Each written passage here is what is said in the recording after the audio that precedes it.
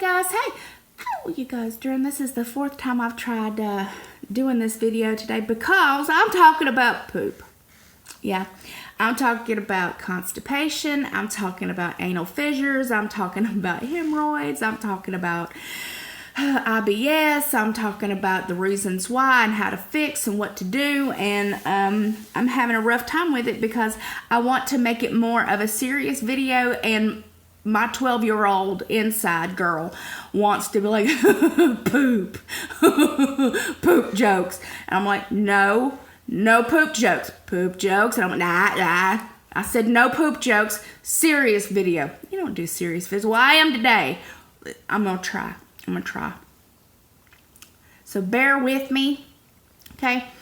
Ever since I was a little girl, and 7 years ago, like, ever since I was very, very young, I have always had issues going to the bathroom. Now, one of the ways that, people get constipated is they have hemorrhoids and they have anal fissures.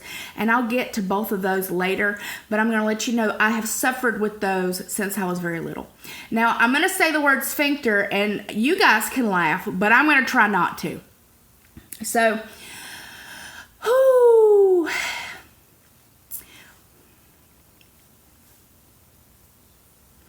I have a very small sphincter. That is the opening to the outside of the rectum, to the outside of the colon. I have a very small sphincter. That is the little, mostly opening part that helps you release your bowels, okay? So mine is abnormally small to begin with. Now, we didn't know this back in the day. I didn't know this until a couple of years ago, so I've always just thought I was some kind of freak. And that, I just had issues going to the bathroom, and I never wanted to talk about it.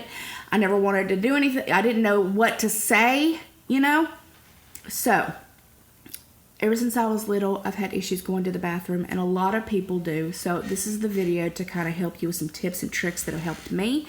Hopefully, people will see this who need it, and it'll make me feel a lot better because I have made it. Now, a really good friend of mine is now suffering with hemorrhoids and with issues going to the bathroom, and I really want to broach it for her because, number one, it is TMI. People don't want to talk about this. They don't want to talk about it. They don't want to discuss it. They'll kind of, put it out there in a little tweet or put it out there on Instagram or, make a little excerpt on their videos of having issues with constipation. And then people give it all kinds of, take this and try this and make sure you do this.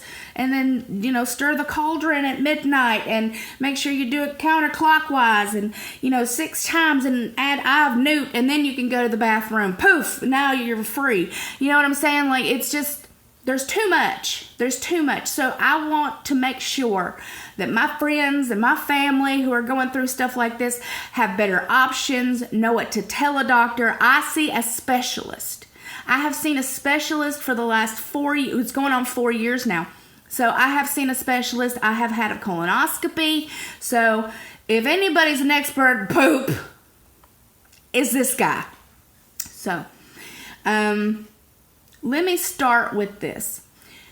It is nothing to be embarrassed about. It is nothing to be embarrassed about. I have seen this issue with people in the community so long, since the beginning. Well, obviously, why? And I need to tell you why, because constipation is nothing to shake a stick at.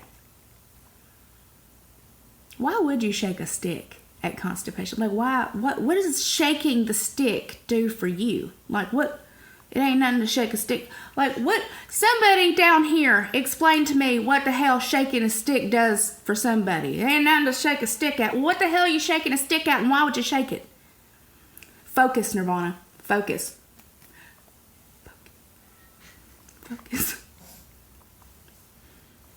I even brought props. I did, not poop. I didn't bring any poop. Okay, so we get that out of your mind. I brought other stuff. There's no feces, actual feces in this video. So before somebody starts to click off, I don't want to see, you don't have to. We're good. You and I, we're on the same page. No poop in this video. No poop. No.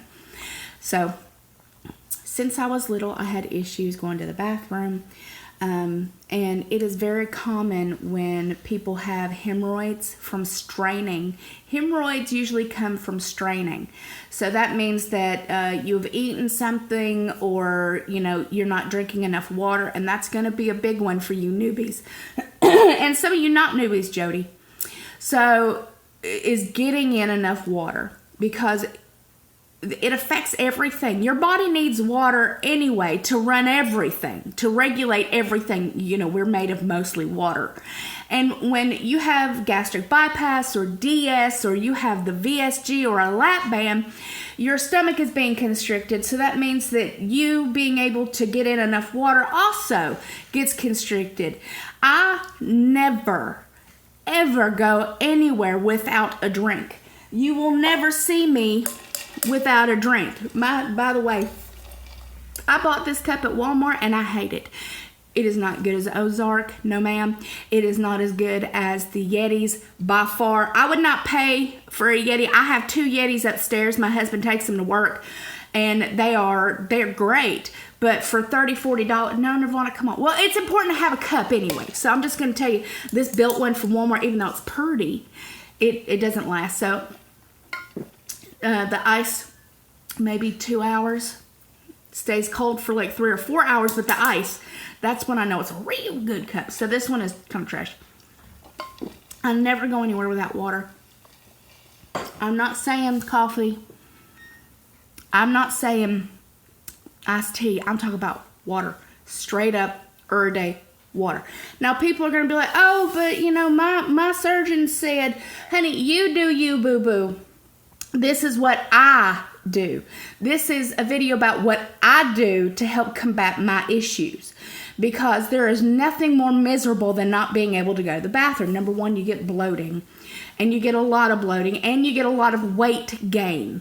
And feces, and I say the word feces because I don't want to say the entire video. Feces is nothing but waste. It's toxins from your body. It's waste. It's things that your body didn't absorb and can't use. You need it to get out of there. You don't want to hold on to it. You don't need it. You want it to get expelled out of the body as soon as possible. As soon as possible. Now, I know some people get diarrhea when dumping. When people say dumping, they don't necessarily mean actual dumping. They mean that, some people get sweat, some people get pain. I get pain. Some people feel nauseous. Some people just, and some do get diarrhea. But for me, that has been a very rare occurrence. Very rare occurrence I've ever had diarrhea, unless I legitimately have eaten something that my body's like, get it out, abort, danger, Will Robertson. And then, then it'll give me diarrhea, but it's very rare. So, water. Please, for the love of all that is holy, drink as much as you can. If that means that you have to hold a cup all day long, if that means you have to glue the cup to your palm so you don't forget it, then do it. Then do it. That is the most important thing. Your body needs that more than food. You can go days and days, and girl, I could go weeks without food and my body'd be all right. But dehydration will land your ass in the hospital quicker than you can say Ambisol. Quicker than you can say Ambisol. And I have been there. I have done that. You can black out. You can hit your head. You can have all kinds of issues, bruises, bumps, dizziness, dimming of the eye, the sight, and all that stuff. No bueno. Drink your water. Drink it. People are like, oh, but I just don't have the time and I forget. And I'm like, how do you forget? How do you forget to drink water? Like, how? If you have a cup sitting in front of you, do you just not see? Is it invisible cup? Like, is that what's happening? Like, oh, I don't, I'm just gonna ignore it because it's sitting on my desk. Just gonna ignore it because, I'm just not, what is that? Oh, it's a cup. Oh, I forgot I had a cup here. I forgot I had water in it. I forgot that I needed water. Drink your water. If you have to drink it tepid, which means that room temperature. If you have to drink it hot, which means hot tea. If you have to drink it ice cold, whatever you need to do, boo-boo, you need to do it, because water is going to be your best friend in combating this issue. So, I never go anywhere What am I dabbing over here? Yeah, I did it. I don't know why. I think that's the first time I've ever done that, and that'll be the last time I ever do that. I'm sorry. I know I am. I'm sorry. I apologize. I'm sorry. Oh, okay. So let us get back to this. So symptoms of constipation are trouble having bowel movements and straining. So if you're sitting on the toilet for 5 minutes and you're trying to go to the bathroom, you are constipated. It should be at the end of the little sphincter. It should be ready to go. Your body should be telling you it's time to go. It should be helping get it to go. If you are sitting there more than 5 minutes, get up and move around and do something. Inactivity, which means you kind of sit all day. People who work in offices and stuff like that, where you don't get much walking and stuff, that also can make you constipated. Changing in your activities, changes in diet. I wrote some stuff so I stayed on track in this one. Parkinson's disease, people with multiple sclerosis can definitely have issues with constipation. Antacids with a lot of calcium and aluminum in it will definitely, people, before my surgery, I would chew Tums, Rolaids, whatever I had, in order to get rid of the heartburn I was having, because I had seriously terrible, god-awful GERD. So, antacids, Nexium, all those things that you take for your antacid needs can make you constipated. Irritable bowel syndrome, just like I told you mine. Eating disorders, eating a lot of dairy products. Now, a lot of us right now are on that keto train. Woo, woo, keto train. Hey, girl, hey. A lot of us are eating a lot of fat, and we're eating a lot of dairy. So, and weight loss surgery patients in general eat a lot of dairy sometimes as well. That also can stop you up. So if you're not drinking your water, you're eating a ton of dairy, you're eating a ton of, fibrous foods. Now fiber, okay, so there's a thing. Lots of doctors say, oh, you need more fiber in your diet. When you have weight loss surgery, in my most humble opinion, that doesn't do anything for me. The more fiber I eat, the more I can't go. So if I eat a whole bunch of, benefiber. So here's what I used to do. I used to wake up, and in my coffee in the morning, I'd put benefiber, and I'd take Miralax at night.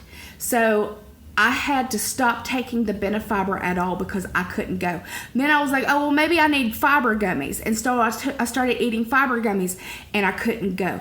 It would be so bad. I would be in the bathroom for like an hour, begging, screaming, pleading, praying to go because it hurts so bad. You don't know how bad it can be until you are inside the ER, inside the CAT scan, trying to figure out why you can't go to the bathroom and having to be dug out. You don't know what pain is until, well, I'm not going to say that because I've never had a baby, so maybe it's something like that. It feels like birthing a baby. But you don't know how embarrassing it is, and you don't want to go through that. If you can avoid going through having to be legitimately dug out by a medical professional so you can go to the bathroom, trust me, that's something you don't want. So it's so important to drink your water. Overuse of laxatives means that your body is now used to the laxative, and if you don't take the laxative, you can't go. People who are pregnant. Lots of people get pregnant after weight loss surgery. Lots of people experience lots and lots and lots of constipation. And that has to do a lot with, the vitamins that you take and iron pills. Girl, iron pills, yes. A lot of iron pills will be rough on your system and stop you up. So, narcotics. We take a lot of narcotics after weight loss surgery because of our surgeries and skin surgeries and all that good stuff. That's where it is, right there. Narcotics, opioids, lots of antidepressants will make you constipated. Yes, ma'am. Miserable constipation. Underactive thyroid, which is what I had. Also, also. So what should I do if I'm constipated? You could try warm liquids in the morning. It can help you go. Eat prunes. I used to eat prunes like they were going out of style until I found out how many damn carbs were in there. I was like, nope, girl, find something else. Let's see. Drink as much water as you can possibly get in per day. I mean, I'm not talking like 200 ounces of water. I'm talking about if you can get up to close to 100, girl, you're good to go. Add fruits, vegetables to your diet. Like when you stop eating fruits and vegetables altogether, like your body needs these nutrients, guys. Just because you take supplements does not mean that you don't need anything else. You still need that.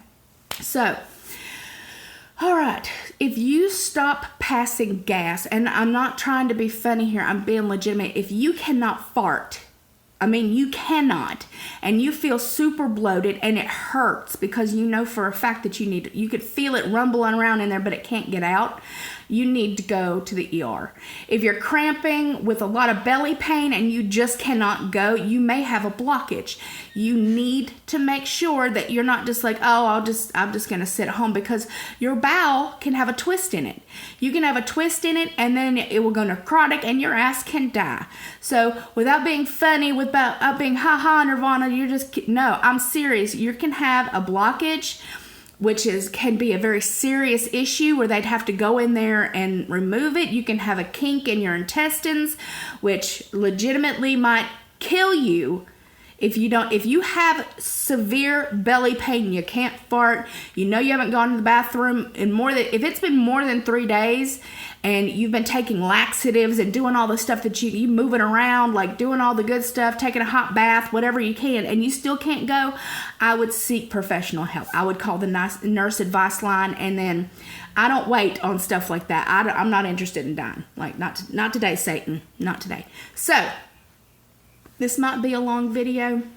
Sorry, not sorry, because I think that this is important, and I think that if you are having any of these issues, this might legitimately help you. So, let's talk about hemorrhoids. Hemorrhoids come from straining, which are little veins in your rectum that become inflamed. And then I'm going to do it because this is kind of what they look like the outside of this, and it could be sticking on the inside or it could be on the outside of the rectum. You could like little folds of skin that get really inflamed, and man, do they hurt. Girl, and people with pregnancy, lots of weight loss surgery people have constipation, and then they strain to get it out because it doesn't feel good, and then they give themselves hemorrhoids. It's skin, it could be veins, it could be all kinds of stuff, and there's not a whole lot you can do. If you have inside, and I mean inside hemorrhoids, suppositories a lot of times aren't going to do anything because they are in the inside of the sphincter of the outside of your inside. Ugh.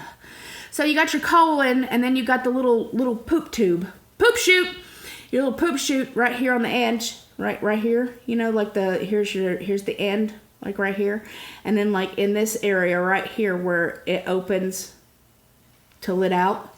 So it can be like anywhere in between here and here. And a suppository, once you push it through. So suppositories, I always have some, but once you push it through, it doesn't touch any of that. What it can do is suppositories can help make your bowel contract to help you go to the bathroom.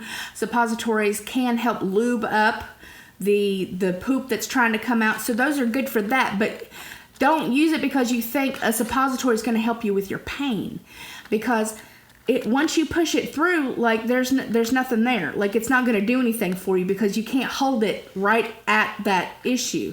So, when you see Preparation H and stuff like that helps shrink your hemorrhoids, those are okay. You can use those if you want to. I never got relief from those, but that's just me. So, like I said, if you're going to have a suppository, absolutely, if you're using it for the right thing, but don't think because you push a suppository up there, it's going to stop your pain, because it won't. Another thing, when I go to the bathroom, I always use a wipe. Number one, because it's cleaner. Like, you know, a lot of people get baby wipes and like, haha, baby wipes. It's a lot cleaner for me. I make sure that I'm absolutely just the cleanest you can be, and it makes me happy. So this is another thing that you guys might want to consider, is using flushable wipes to really clean that area. This is my savior. This is lidocaine hydrochloride jelly. This is the only thing that saves me. I have anal fissures, which means a tear. It's an actual, it's not a hemorrhoid, it's a tear in the sphincter folds. It's a tear. And every time you go to the bathroom, okay, so imagine it like this, and every time I'm going to say your butt opens up to go to the bathroom, it opens and breaks wide open again. So, and then it's, you know, over the course of a day, it tries to close itself, and then all of a sudden you have to go to the bathroom again the next day or so, and it breaks it open. So it's a constant breaking, and, you know, so it can cause a lot of scarring, a lot of issues. This is Thank you, Lord, for this, because it's the most amazing thing. It is lidocaine, which means it is numbing. That means what I do is I open it up, I use a glove on my finger, I put some on, and I just go to town in there. And I'm like, oh, thank God, it's so much better. And then I can go to the bathroom, and then for the day or two later, until that's healed, let's talk about Miralax. So, yeah, okay. So it doesn't have this is the generic polyurethylene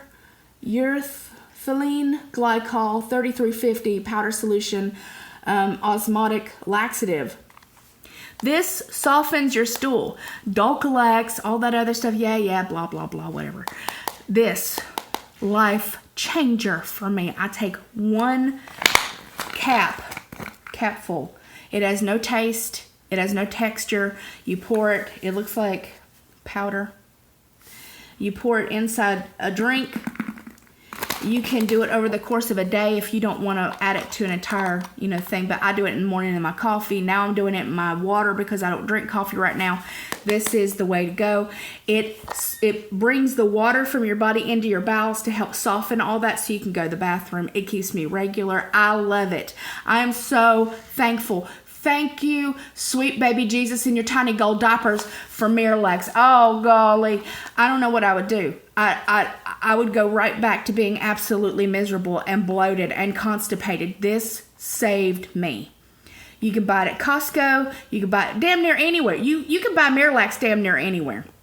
Miralax, best shit ever. But in the morning, it is best, if you haven't gone to the bathroom in a while, to take 2 or 3. And it's completely safe. They give it to people who need kidney transplants, all kinds of stuff, who are dealing with like lots of narcotics.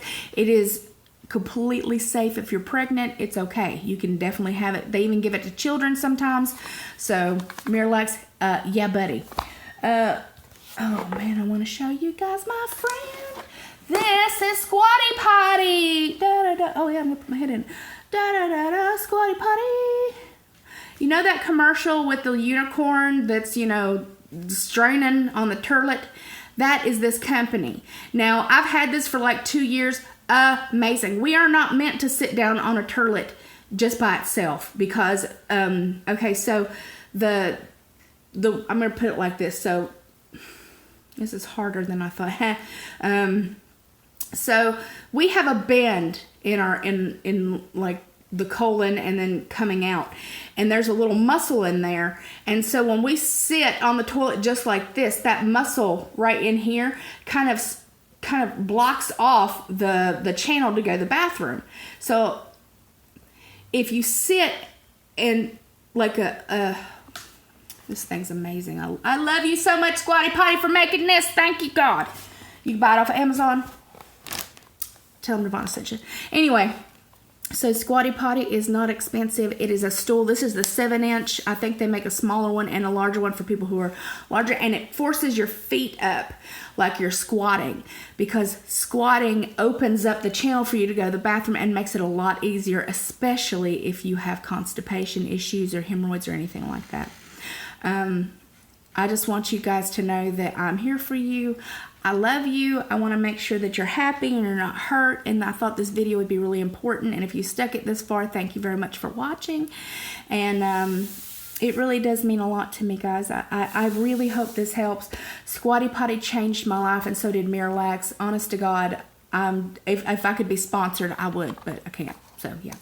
So, using the Squatty Potty can be great for husband, wife, kids, everybody, because your natural body is supposed to be squatting to go to the bathroom. That's why they do it in Japan and China. They actually don't even have toilets like that. They have like a little hole in the ground. You kind of squat over it because that is the way your body is meant to go to the bathroom, and it's the best thing for you. So I love your beautiful, gorgeous, amazing faces. I really do hope that everybody's having a wonderful Tuesday. And as always, I will talk to you tomorrow. Mwah. Bye.